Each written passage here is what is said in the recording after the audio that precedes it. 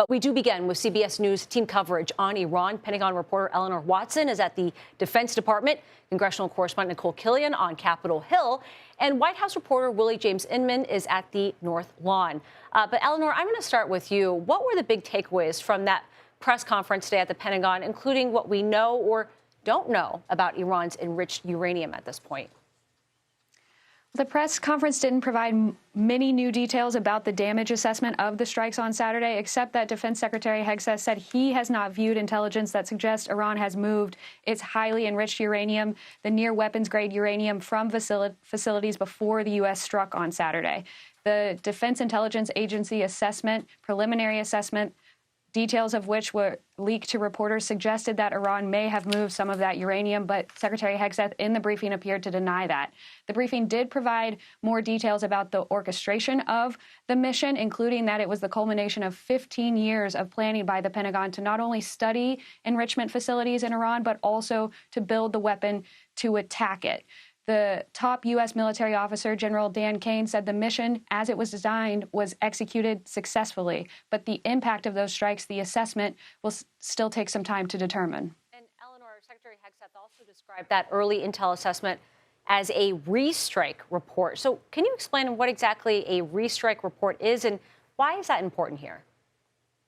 Secretary Hegseth, when asked whether or not he would release the initial assessment by the DIA that was reported on this week, said that that was meant to be a restrike report intended for internal use to determine whether the U.S. military needed to strike again. It's unclear whether that means strike the same targets or whether additional targets that could set back Iran's nuclear program further would be struck. President Trump on Saturday, in his speech after announcing the strikes on the 3 sites in Iran, said that the U.S. could attack, quote, there are many targets left the U.S. could strike. But officials I spoke to said it's still too early to determine. The assessments are still ongoing. And the U.S. right now would prefer a diplomatic path to prevent Iran from getting a nuclear weapon. And Eleanor, I know this is the million-dollar question, but when could we see a final assessment of the damage done to those nuclear facilities, or at least a more definitive one?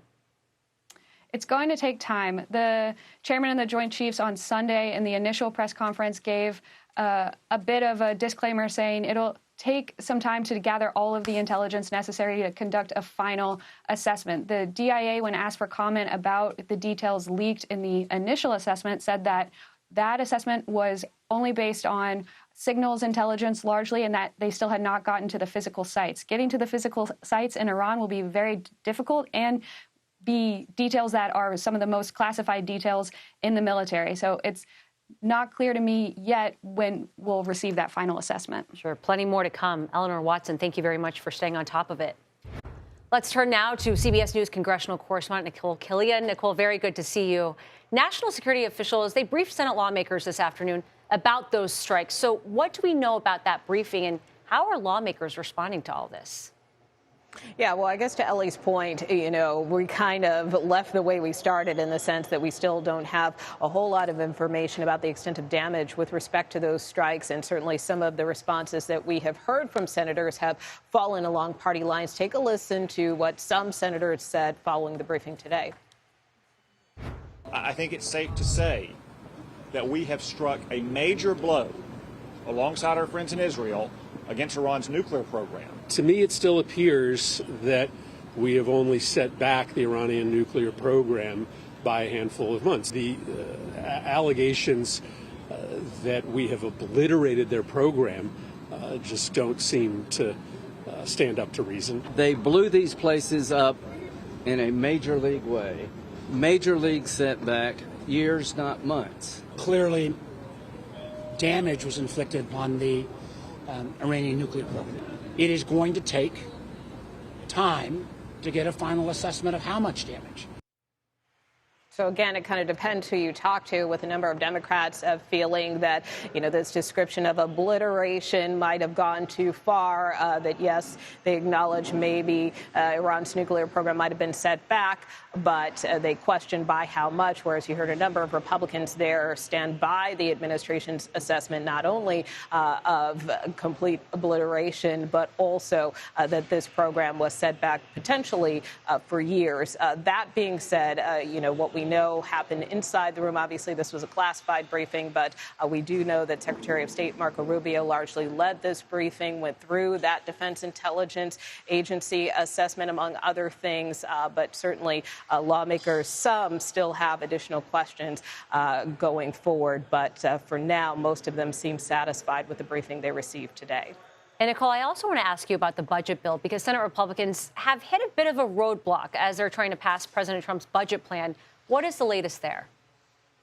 Yeah, well, obviously, the budget bill has to meet certain budget standards. So pretty much for the better part of this week, we have been seeing various rulings on the part of the Senate parliamentarian to different portions and provisions in the bill. Most recently, she issued a ruling with respect to the Medicaid portion of this bill as it relates to something called provider taxes, which are taxes that providers like hospitals are charged by states to help fund states' Medicaid program. And so that provision was struck down by the parliamentarian, which is a bit of a setback for Republicans in the sense that they saw it as a funding source for the president's bill. But now they're going to have to find another way to recoup that savings. We did hear from the Senate Finance Chair a short time ago who said they are working to retool this measure so that hopefully it'll eventually pass muster with the Senate parliamentarian. But as of now, we know that she continues to work through this package. So until she completes her ruling on the entire thing, we will not see the final text of this bill, which means the Senate cannot hold a vote on it. So that's kind of, in essence, what we're waiting for. The thinking was maybe the Senate could vote on this as soon as tomorrow, but now there's thought that this may slide well into the weekend. Many more steps to come. Nikole Killion, thank you very much. You bet. CBS News White House reporter Willie James Inman joins us now. And Willie, the president announced yesterday there would be talks with Iran next week. So has Iran actually confirmed if those negotiations are happening? And what is the White House doing to try and bring them to the table? Yeah, that's right, Nancy. Not just yet, essentially. The White House did, of course, say that that is on the table in terms of those talks being scheduled, but no scheduled talks just yet. And in terms of how they're bringing them to the table, they're trying to sweeten the pot a little bit. These conversations taking place before the bombing took place in Iran last week. In fact, Steve Witkoff discussed a couple of different options, according to reporting from our own Nancy Cordes and Kristen Brown. These options would include access to funding via Middle Eastern allies to the U.S. in the region to some $20 to $30 billion, so Iran can build a civilian nuclear program. And on top of that, this plan would include sanctions relief to be able to bring the Iranians to the table. We, of course, know that the president, after this bombing, wants to be able to bring peace to the Middle East, to be able to bring some type of deal between the U.S. and Iran. We also know, of course, the president is hoping that this ceasefire holds between Iran and Israel. But as of now, we know Steve Witkoff would be one of the lead negotiators to have those direct conversations. The White House has indicated that it would like to have those direct conversations instead of the conversation being mediated, because the president himself said essentially they don't want to talk to the Europeans, they want to talk to us.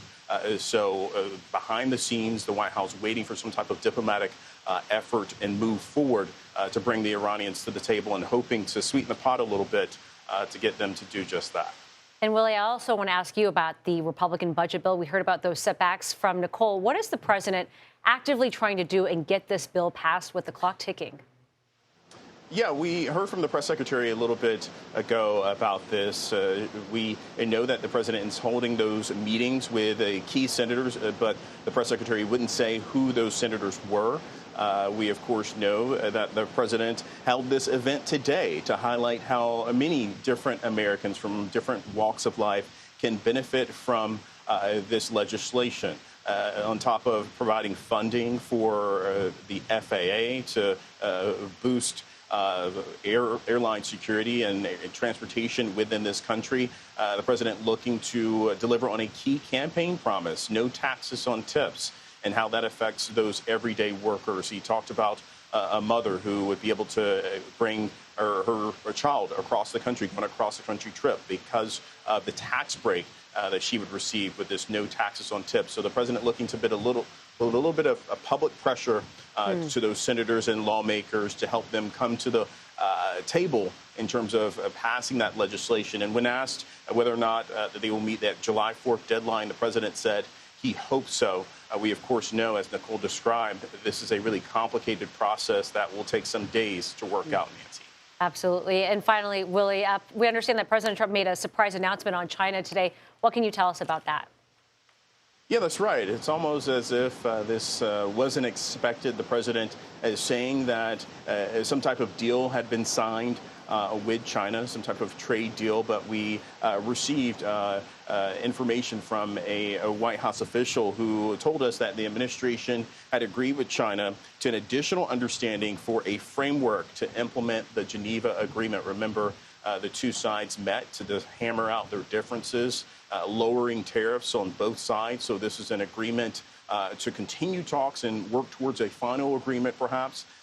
But no big agreement, no big announcement to talk about just yet, as the president seems to indicate that they're moving the ball forward with those negotiations with China on trade. Nancy? More to come on that front for sure. Willie James Inman, thank you very much.